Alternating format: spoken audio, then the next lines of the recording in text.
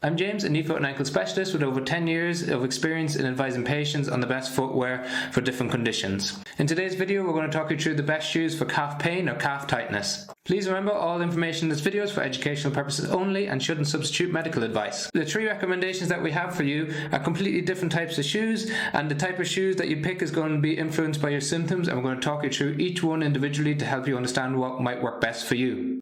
So the first shoe that we're going to talk about is the Mizuno Wave Inspire 19. This is a nice balanced cushion shoe. It's got a 12mm heel drop, and that's probably one of the most important factors when we think about calf pain and calf tightness. So that's the difference between the back of the shoe to the front of the shoe, and so it elevates your heel slightly. So when you're walking, running or standing, it helps to take the pressure off the Achilles and the calf muscle, providing relief throughout the gait cycle. It's what we define as a stability type shoe, one of the most stable on the market. And Mizuno do this with a wave plated sole, and that helps to give stability throughout the gait cycle rather than with some more traditional shoes that give stability just on the inside of the shoe. The Mizuno tries to guide your foot through the gait cycle, providing support throughout. So the second shoe that we'd recommend, which is completely different than the Mizuno, is the Asics Glide Ride 3.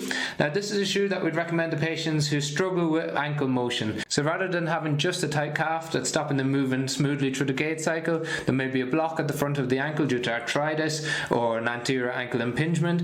And what you get with the Asics Glide Ride is a big 4-foot rocker. So you can see there's a curve from the midfoot to the forefoot, and that helps with the propulsion phase of the gait. So while it only has a 5mm drop from the back to the front of the shoe, in theory that's the opposite effect of what the Mizuno does with its high heel drop in terms of shortening the calf to offload it. What you get with the Glide Ride is an extremely light shoe, and the big 4-foot rocker helps propulse you forward, provides ease to that propulsion phase, which means that the calf doesn't have to work as hard throughout the gait cycle. This is a shoe that we'd recommend to runners because it's super light, helps with the propulsion, and is quite a stiff shoe, so it really gives that responsive feedback.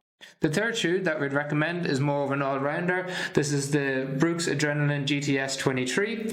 So the Brooks again has a 12mm heel drop, so the offloading the calf works on the same premise as the Mizuno, helps to lift the heel, shorten the calf muscle and offload it.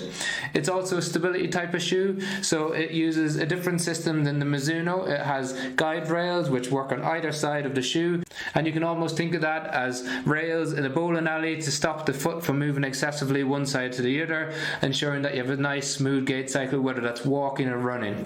So it's more of an all-rounder. It's a slightly heavier shoe than the other types of shoes, but it's good for walking, good for long steady runs, not as responsive as what you would get with the Glide Ride, and more for traditional steady runs as opposed to the Mizuno, which we typically use for 5 to 10k runs. So all in all, 3 different types of shoes providing different types of structures to offload that calf muscle. If you've got any questions on any of the shoes recommended in the video, please leave them in the comment section. You can find links for all of the shoes in the description below, and if you found the video helpful, please like and subscribe to the channel.